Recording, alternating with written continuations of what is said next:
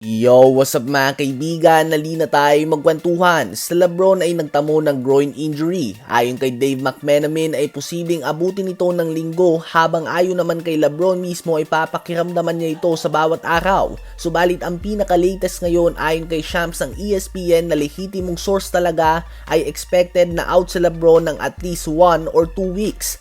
Hindi nga daw katulad noong nakaraan ng tamaan siya ng same injury taong 2018, ngayon nga daw ay wala naman pop na narinig si LeBron so hindi ito expected na magpapahinga ng 17 games tulad ng noon. Kung nais nga ni LeBron na maging parte pa ng All-NBA team and All-NBA defensive team ay kailangan niya pa na maglaro ng at least 7 games upang maabot ang 65 games requirement para sa season awards.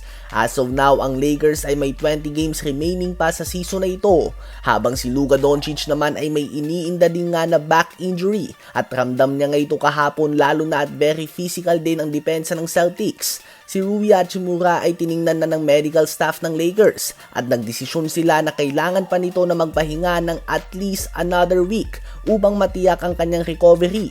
At hindi naman natin tiyak sa ngayon kung gaano ba katagal na mawawala si Jackson Hayes dahil sa kanyang knee injury. So napakadami nga ng injury mga kaibigan na hinaharap ng Lakers ngayon. 4 nga yan sa kanilang starting 5. Posibleng makapaglaro din naman next game sila Luka Doncic and Jackson Hayes. And who knows, baka biglang okay na si LeBron. Ganun pa man ay tiyak nga na hindi sila 100% at malabong makapaglaro sa second night ng back-to-back.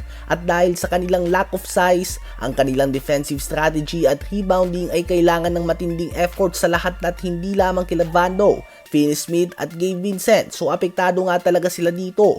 Habang naganap naman kanina ang tapatan ng dalawang leading MVP candidates si Nikola Jokic at Shai Gilgeous-Alexander. First quarter ay nagduelo na kagad sila, 14 points, 5 rebounds na kagad si Jokic at 12 points, 4 rebounds naman si SGA. Ganun pa man ay nagtamo nga si Jokic ng elbow injury. Naglaro pa din naman siya, subalit 1 field goal attempt lang nga ang ginawa niya sa second quarter. Ganun pa man, Jokic can affect the game in multiple ways kahit na hindi siya pumuntos. Kaya naman down by 1 point lamang sila sa halftime kahit na nagtala na si SGA ng 20 points. Sa Nuggets naman ay 16.7 rebounds si Porter Jr., 15 points si Christian Brown at 15 points, 8 rebounds, 5 assists and 2 blocks si Nikola Jokic. Sa third quarter ay pinapakita nga ng OKC kung bakit sila ang number 1 defensive team sa NBA. 0 of 5 din si Joker mga kaibigan sa field since the elbow injury.